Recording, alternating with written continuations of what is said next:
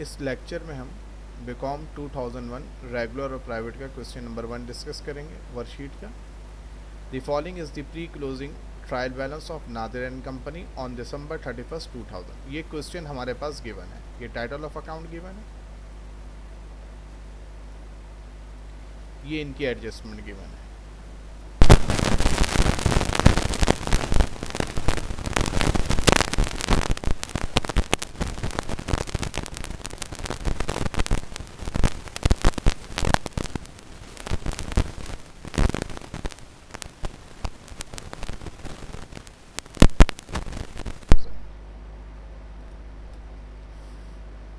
तो आपने नोट किया कि ट्रायल बैलेंस में प्रीपेड है और एडजस्टमेंट में भी प्रीपेड है। Insurance was prepaid to the extent of 1500। Simply इसको आप प्रीपेड इंश्योरेंस रीड करेंगे 1500।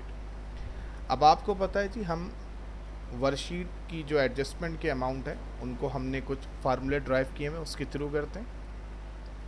आपको पता है कि अगर ट्रायल बैलेंस में प्रीपेड हो तो हम फिर फार्मूला यूज़ करते हैं, prepaid initial minus prepaid final is equal to expense. Initial means trial balance का अमाउंट, ट्रायल बैलेंस में 6000 है। फाइनल मीन्स एडजस्टमेंट, एडजस्टमेंट में 1500 है, तो 6000 को 1500 से माइनस करेंगे तो एक्सपेंस आ गया 4500। Adjustment number 1। एडजस्टमेंट नंबर 2 में अगर हम रीड करते हैं तो हमारे पास एडजस्टमेंट नंबर 2 में मेंशन है the allowance for bad dates was estimated at the rate of 3% of the year and account receivable balance. अब क्वेश्चन में आपके पास अकाउंट रिसीवेबल एंड का जो बैलेंस है वो 9000 है और रेट आपको 3% बोला, यानी कि जो आप कैलकुलेशन करेंगे allowance for bad dates and की, वो रेट 3% को अकाउंट रिसीवेबल एंड के अमाउंट 9000 से मल्टीप्लाई करेंगे तो ये अमाउंट आ गया 2700। आप चेक कर लें, क्वेश्चन में आपको अकाउंट रिसीवेबल का अमाउंट 90,000 गिवन है, तो हमने 3% 90,000 का कैलकुलेट किया, ये 2700 आ गया। अब आपने ये बात जहन में रखनी है कि आपके पास जो ट्रायल बैलेंस में गिवन है वो अलाउंस फॉर बैड डेट्स ही है, लेकिन ये डेबिट बैलेंस है। तो याद रखिएगा, अगर आपके पास allowance for bad debts debit में गिवन हो तो जो final allowance for bad debts होगा इसको ऐड करके एक्सपेंस आएगा 3700। लेकिन आपको पता है कि हम अलाउंस फॉर बैड डेट्स को फार्मूले से नहीं टी अकाउंट से समझते हैं। अब आप ये देखिए, आपके पास जो ओपनिंग बैलेंस था अलाउंस फॉर बैड डेट्स का वो डेबिट में मेंशन है 1000। आपको पता है कि जो आप एंड निकालते हैं अलाउंस फॉर बैड डेट्स का वो हमेशा आपने डेबिट साइड में लिखना होता है। ओपनिंग बैलेंस अगर वो डेबिट में कहेगा तो डेबिट में मेंशन करेंगे, क्रेडिट में कहेगा तो क्रेडिट में मेंशन करेंगे, कुछ नहीं कहता तो आपको पता है कि अलाउंस की नेचर कॉन्ट्रा एसेट की वजह से क्रेडिट होती है। लेकिन क्योंकि क्वेश्चन में अलाउंस फॉर बैड डेट्स आपके पास डेबिट साइड में गिवन था तो आपने ओपनिंग बैलेंस डेबिट साइड में लिखा, एंडिंग हमेशा आप डेबिट साइड में लिखते हैं। तब आप ये देख लीजिए 1000 प्लस 2700 3700, तो बैड डेट्स एक्सपेंस आपके पास 3700 आ गया। जो हमारा कंबाइंड क्वेश्चन है उसमें एडजस्टमेंट नंबर 2 में यही कॉन्सेप्ट डिस्कस है, और आप अगर कंबाइंड क्वेश्चन की एडजस्टमेंट नंबर 19 को रेट करेंगे तो वहाँ पर इस क्वेश्चन की जो एडजस्टमेंट नंबर 1 है वही कॉन्सेप्ट हमारे कंबाइंड क्वेश्चन के एडजस्टमेंट नंबर 19 में डिस्कस है। Adjustment number 3, depreciation expense is estimated at the rate of 20% on declining balance। Declining balance या रिड्यूसिंग बैलेंस मेथड का फार्मूला होता है depreciation expense is equal to cost minus allowance for depreciation multiply by rate. अब आप trial balance को read करें, हमारे पास adjustment में कहीं पर भी मेंशन नहीं है कि हमने रेट किस पे अप्लाई करना है। तो अब आप ट्रायल बैलेंस को देखते हैं तो यहाँ पर आपको सिर्फ एक टाइटल ऑफ अकाउंट है, एक्यूमुलेटेड डेप्रिसिएशन बिल्डिंग। तो हम समझ गए कि अगर हमारे पास गिवन में एक्यूमुलेटेड डेप्रिसिएशन बिल्डिंग पे है तो इसका मतलब है कि क्वेश्चन में जो हमने अप्लाई करना है 20%, वो भी बिल्डिंग पे करना होगा, यानी कि 230,000। अब आप चेक कर लें, बिल्डिंग का अमाउंट 230,000 है और इसका एक्यूमुलेटेड डेप्रिसिएशन 30,000 है। क्वेश्चन में गिवन है, आपने वर्किंग की, कॉस्ट बिल्डिंग की 230,000 थी, उसमें से 30,000 को माइनस किया, 200,000 और उसका 20% लेंगे तो 40,000 आ गया। ट्रायल बैलेंस में एक्यूमुलेटेड डेप्रिसिएशन है और एडजस्टमेंट में डेप्रिसिएशन एक्सपेंस। हमने वर्किंग करके आपको ये समझा दिया कि ये जो पूरी वर्किंग दी हुई है, बेसिकली इस वर्किंग के ज़रिए आपको एडजस्टमेंट का अमाउंट फाइंड आउट करना है डेप्रिसिएशन एक्सपेंस का, यानी कि एडजस्टमेंट में डेप्रिसिएशन एक्सपेंस का अमाउंट गिवन है 40,000। फार्मूला यूज़ करते हैं, allowance final minus allowance initial is equal to expense. Initial मतलब ट्रायल बैलेंस वाला अमाउंट यानी कि 30,000, एक्सपेंस 40,000 एडजस्टमेंट में गिवन है, आपने मेंशन करा। 30,000 लेफ्ट साइड पे माइनस था, राइट साइड पे आके प्लस हो जाएगा, तो अलाउंस फाइनल आपके पास 70,000 आ गया। ये जो एडजस्टमेंट नंबर 3 है, इसके अंदर जो कॉन्सेप्ट डिस्कस है वो हमारे कंबाइंड क्वेश्चन की एडजस्टमेंट नंबर 4 में मेंशन है। तो adjustment number 4, commission income is earned to the extent of 27,000। याद रखिएगा, commission income is earned, it means कि आपके पास एडजस्टमेंट में अर्नड कमीशन दिया हुआ है 27,000। आप क्वेश्चन को रीड करेंगे तो आपके पास ट्रायल बैलेंस में सिर्फ कमीशन कवर्ड इनकम के साथ है, यानी कि ट्रायल बैलेंस में कमीशन इनकम है 72,000, एडजस्टमेंट में अर्नड कमीशन है 27,000। फार्मूला यूज़ होगा income initial minus income final is equal to earned. Initial means trial balance वाला amount 72,000, earned commission 27,000, income final आपको फाइंड आउट करनी है। लेफ्ट साइड पे इनकम फाइनल माइनस था, राइट साइड पे ले जाएंगे, और 27,000 राइट साइड पे प्लस था, लेफ्ट साइड पे आके माइनस हो गया। 72,000 से 27,000 माइनस करेंगे तो फाइनल इनकम 45,000 आ गई। अब इस क्वेश्चन की जो एडजस्टमेंट नंबर 4 में कॉन्सेप्ट डिस्कस है वो हमारे कंबाइंड क्वेश्चन की एडजस्टमेंट नंबर 8 में भी यही कॉन्सेप्ट डिस्कस है। Adjustment number 5, sale lease expense, adjustment में आपके पास मेंशन है 50,000, ट्रायल बैलेंस में भी आपके पास मेंशन है 50,000। तो इसका मतलब है कि जब ट्रायल बैलेंस में भी 50 है और एडजस्टमेंट में भी 50 है तो इसका मतलब इस पर कोई एडजस्टमेंट अप्लाई नहीं होगी। लेकिन अगर आप फिर भी फार्मूला कोई अप्लाई करना चाहें तो expense initial final minus expense initial is equal to payable, 50 minus 50 payable 0 आ गया। तो इसका मतलब है कि यहाँ पर कोई एडजस्टमेंट नहीं है, आप सिंपली सेल लीज एक्सपेंस का अमाउंट 50,000 ही काउंट करेंगे। और जो एडजस्टमेंट नंबर 5 के अंदर कॉन्सेप्ट डिस्कस है वो हमारे कंबाइंड क्वेश्चन की एडजस्टमेंट नंबर 16B में भी यही कॉन्सेप्ट डिस्कस है, यानी कि ट्रायल बैलेंस में जो एक्सपेंस का अमाउंट है वही एक्सपेंस का अमाउंट एडजस्टमेंट में भी मेंशन है। Adjustment number 6, rent expense for the year amounted 27,000। Adjustment में रेंट एक्सपेंस है 27,000 और ट्रायल बैलेंस में रेंट एक्सपेंस है 30,000। तो हम फार्मूला यूज़ करेंगे expense initial minus expense final is equal to prepaid. Initial means trial balance वाला अमाउंट 30,000, फाइनल मीन्स एडजस्टमेंट वाला अमाउंट यानी कि 27,000। 30,000 में से 27,000 माइनस करेंगे तो प्रीपेड का अमाउंट आ जाएगा 3,000। और एडजस्टमेंट नंबर 6 में जो कॉन्सेप्ट डिस्कस है वो हमारे कंबाइंड क्वेश्चन की एडजस्टमेंट नंबर 14 में भी यही कॉन्सेप्ट डिस्कस है, यानी कि ट्रायल बैलेंस में जो एक्सपेंस का अमाउंट है उससे कम अमाउंट आपको एडजस्टमेंट में नज़र आएगा। Last adjustment number 7, supplies consume during the year ₹13,000। ये समझ लीजिएगा कि सप्लाईज कंज्यूम का मतलब सप्लाईज एक्सपेंस है, तो आप समझ जाएंगे कि एडजस्टमेंट में उन्होंने हमें सप्लाईज एक्सपेंस दिया है 13,000, ट्रायल बैलेंस में भी सप्लाईज एक्सपेंस है जिसका अमाउंट है 16,000।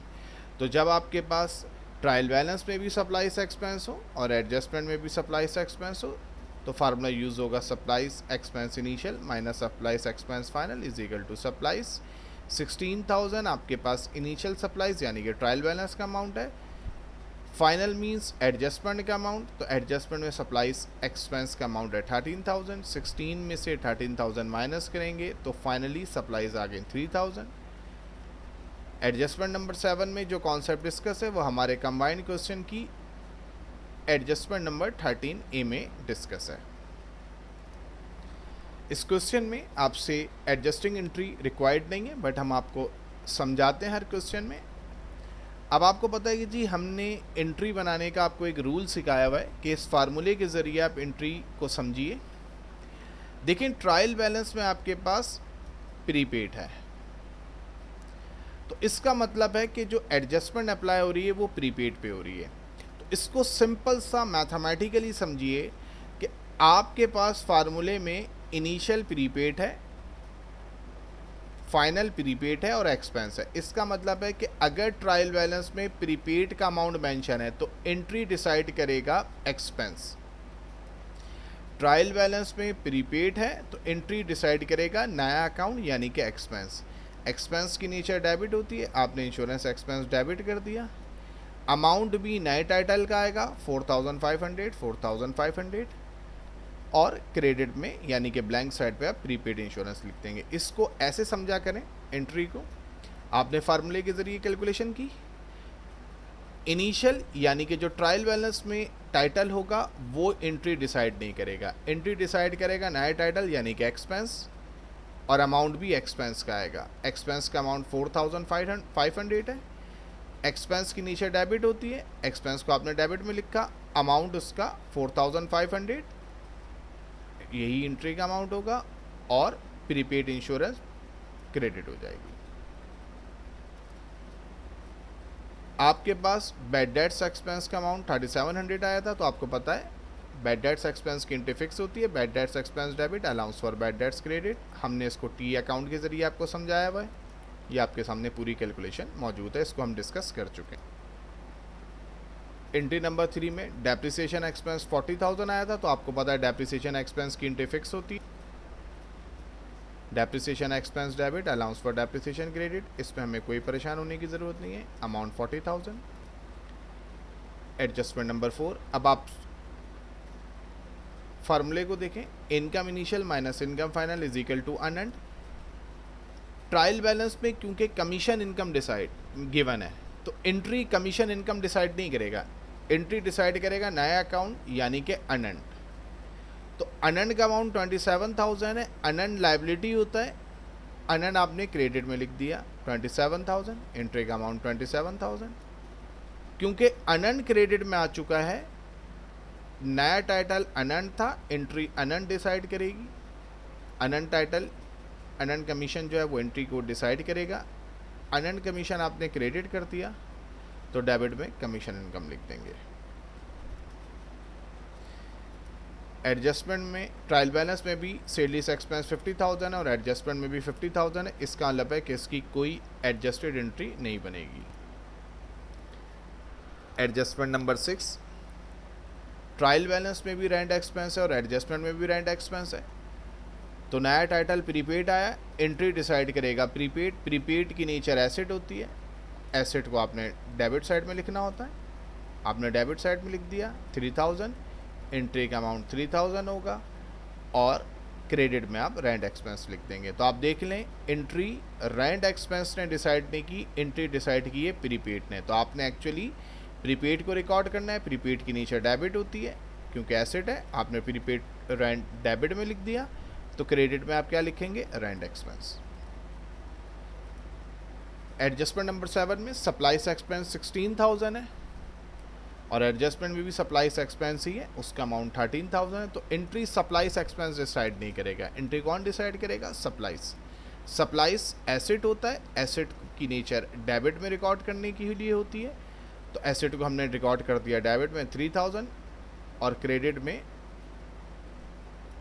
सप्लाईज एक्सपेंस आ जाएगा। ये देखें जी, आपने वर्कशीट बनाई हुई है। सबसे पहले आपको पता है हम सारे अमाउंट डिस्कस कर चुके हैं, वो आप वीडियो में जाके चेक कर सकते हैं। शुरू के अंदर हमने सारे अमाउंट चेक करें। सबसे पहले आप ये देखें, कैश अकाउंट रिसीवेबल इन दोनों की कोई एडजस्टमेंट नहीं है, ठीक है जी। अब सबसे पहले फर्स्ट एडजस्टमेंट को आप देखते हैं, तो आप ये देखते हैं कि प्रीपेड का फाइनल अमाउंट 1500 हो गया और एक्सपेंस यानी कि इंश्योरेंस एक्सपेंस का अमाउंट 4500 रिकॉर्ड करना है। आपने प्रीपेड इंश्योरेंस के अमाउंट को 1500 रिकॉर्ड कर दिया एडजस्टेड ट्रायल बैलेंस में, और इंश्योरेंस एक्सपेंस के अमाउंट को 4500 रिकॉर्ड कर दिया आपने एडजस्टेड ट्रायल बैलेंस में। एडजस्टमेंट नंबर 2 में आप देखें, जो अलाउंस फॉर बैड डेट्स का फाइनल अमाउंट है वो 2700 है और बैड डेट्स एक्सपेंस का अमाउंट 3700 है। आप चेक कर लें, आपने अलाउंस फॉर बैड डेट्स के फाइनल अमाउंट को एडजस्टेड ट्रायल बैलेंस में लिख दिया 2700 और बैड डेट्स एक्सपेंस के अमाउंट को आपने 3700 लिख दिया एडजस्टेड ट्रायल बैलेंस में। Adjustment number 2। एडजस्टमेंट नंबर 3 में देखें, फाइनल अलाउंस 70,000 हो गया और डेप्रिसिएशन एक्सपेंस 40,000 था। आप चेक कर लें, आपने फाइनल अलाउंस को 70,000 एडजस्टेड ट्रायल बैलेंस में लिख दिया और डेप्रिसिएशन एक्सपेंस के अमाउंट को 40,000 एडजस्टेड ट्रायल बैलेंस में लिख दिया, यानी कि आप direct amount adjusted trial balance में मेंशन कर रहे हैं।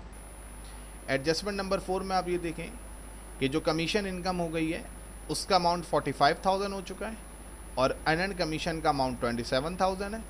तो आप ये देखें, कमीशन इनकम का अमाउंट आपने 45,000 एडजस्टेड ट्रायल बैलेंस में लिख दिया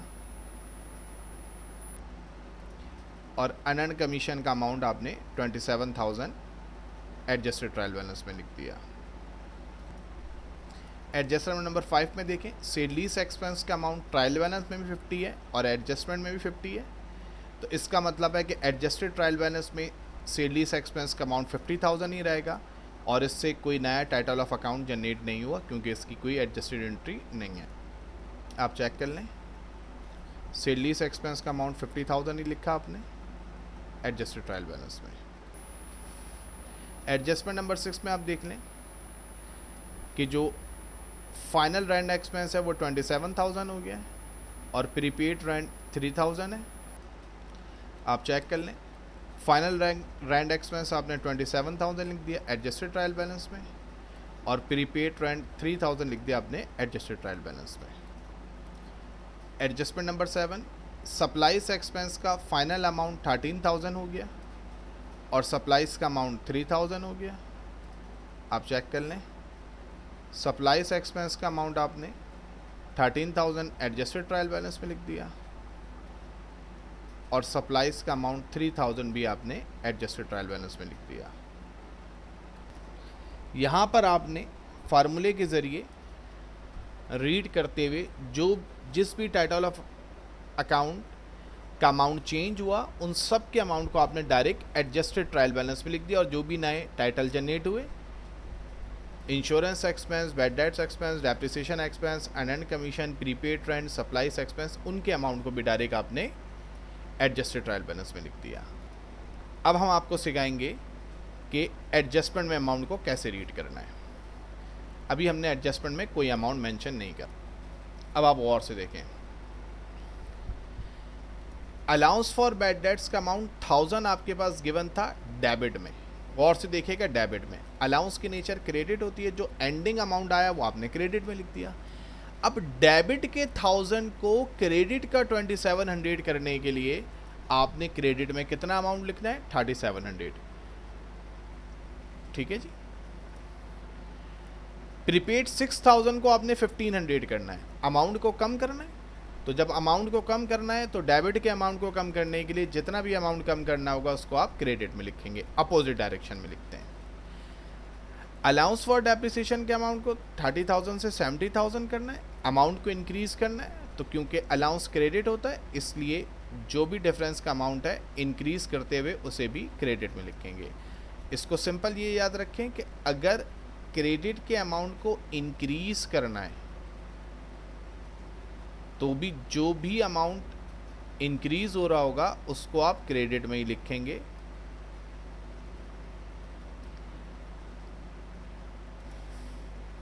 अनअर्न्ड कमीशन का देखें, ट्रायल बैलेंस में कोई अमाउंट नहीं है, एडजस्टेड ट्रायल बैलेंस में 27,000 है। तो इसको हम ये एज्यूम कर लें कि इनिशियल अमाउंट लेट सपोज 0 है।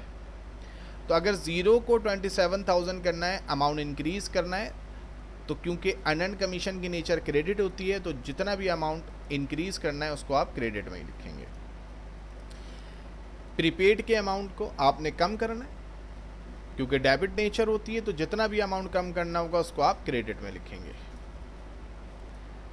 रेंट एक्सपेंस के अमाउंट को आपको कम करना है, तो जितना भी अमाउंट आपको कम करना है, 3000 आपको कम करना है, तो उसको आप कहाँ लिखेंगे? क्रेडिट में लिखेंगे। सप्लाईज एक्सपेंस के अमाउंट को भी आपने कम करना है, कितना कम करना है? 3000, तो उस अमाउंट को भी आप कहाँ लिखेंगे? क्रेडिट में लिखेंगे। अब आप कमीशन इनकम देखें, कमीशन इनकम आपके पास क्रेडिट में, अब इस अमाउंट को आपने कम करना है, तो क्योंकि क्रेडिट नेचर होती है इनकम की, तो अगर कमीशन इनकम के अमाउंट को आपको कम करना है, तो जितना अमाउंट कम करना होगा उसको आप डेबिट में लिखेंगे, अपोजिट डायरेक्शन में। कमीशन इनकम की नेचर क्रेडिट होती है, तो अगर अमाउंट कमीशन इनकम का कम करना है, तो जितना अमाउंट कम करना है उसे आप डेबिट में लिखेंगे। अब आपके पास लेट सपोज इंश्योरेंस एक्सपेंस का इनिशियल अमाउंट नहीं है, आप उसको समझने के लिए ज़ीरो लिख दें। बैड डेट्स का नहीं है, ज़ीरो। डेप्रिसिएशन एक्सपेंस नहीं है, ज़ीरो। प्रीपेड रेंट इनिशियल नहीं है, ज़ीरो। सप्लाईज नहीं है, ज़ीरो। ये एज्यूम करने के लिए मैंने आपको समझाया। तब अभी देखें, insurance expense, bad debts expense, depreciation expense, इन सब के इनिशियल अमाउंट ट्रायल बैलेंस में ये नहीं थे, तो अगर हम इसको ज़ीरो एज्यूम कर लेते हैं, तो एडजस्टेड ट्रायल बैलेंस में ये सारे अमाउंट इंक्रीज़ हो रहे हैं। तो जितने भी अमाउंट इंक्रीज़ हो रहे हैं उन सबको आप डेबिट में लिखेंगे, क्योंकि इन सब की नेचर डेबिट है।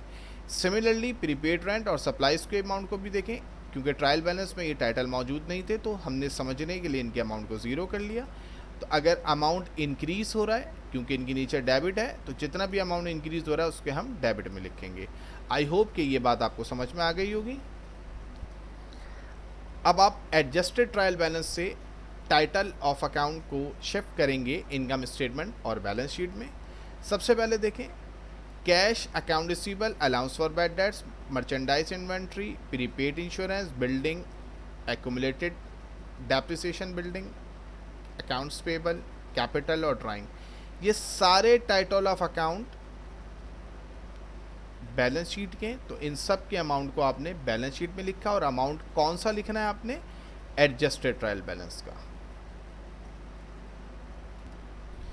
उसके बाद आप देखें, sales, sale return and allowance, commission income, cost of goods sold, sale lease expense, rent expense, supplies expense, insurance expense, bad debts expense और डेप्रिसिएशन एक्सपेंस, ये सारे title of account income statement के। तो इन सब के अमाउंट को आपने income statement में लिखा,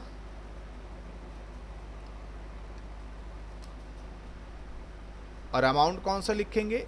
जो इन सब के अमाउंट एडजस्टेड ट्रायल बैलेंस में, वही अमाउंट आप इनकम स्टेटमेंट में लिखेंगे। अनअर्न्ड कमीशन बैलेंस शीट का पार्ट है, बैलेंस शीट में लिखेंगे क्योंकि लायबिलिटी है। प्रीपेड रेंट और सप्लाईज भी बैलेंस शीट का पार्ट है क्योंकि एसेट है, तो इनको आपने बैलेंस शीट में लिख दिया।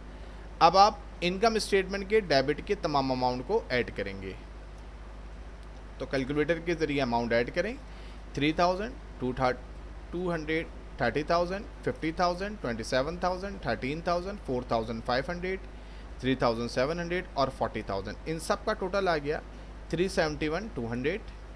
अब क्रेडिट के अमाउंट का टोटल ऐड करें आप इनकम स्टेटमेंट के, 343,000 प्लस 45,000, सिर्फ ये दो टोटल अकाउंट थे, इनका अमाउंट आ गया 388,000। अब आप इन दोनों टोटल के अमाउंट को देखें, तो जो हायर अमाउंट है 388,000 उसको लास्ट में लिख दें, और इन दोनों का जो डिफरेंस है 16,800 वो लोअर साइड पे लिख दें। तो लोअर साइड डेबिट साइड है, हमने वहाँ पे लिख दिया 16,800। अब हम बैलेंस शीट के डेबिट की साइड के तमाम टाइटल ऑफ अकाउंट के अमाउंट को ऐड करेंगे। 30,000, 90,000, 60,000, 1,500, 230,000, 20,000, 3,000 और 3,000, तो टोटल अमाउंट आ गया 437,500। अब हम बैलेंस शीट के क्रेडिट के अमाउंट को ऐड करेंगे। 2,700, 70,000, 71,000, 250,000, 27,000, ये अमाउंट आ गया 420,700। अब इन दोनों टोटल अमाउंट में भी देखें तो जो हायर अमाउंट है 437,500, इसको आप लास्ट में लिख देंगे। इन दोनों अमाउंट का जो डिफरेंस है 16,800, उसको आप लोअर साइड पे लिखेंगे, तो लोअर साइड क्रेडिट साइड है, हमने लिख दिया। अब आप चेक कर लें, जितना अमाउंट इनकम स्टेटमेंट के डेबिट में लिखा है उतना ही अमाउंट आपने बैलेंस शीट के क्रेडिट में लिखा है, तो ये आपका नेट प्रॉफिट हो गया। आई होप कि ये क्वेश्चन आपको बहुत डिटेल में हमने आपको समझाया, इंशाल्लाह आपको ये समझ में आ गया होगा। इस वीडियो को और स्टूडेंट के साथ भी शेयर करें। Best of luck.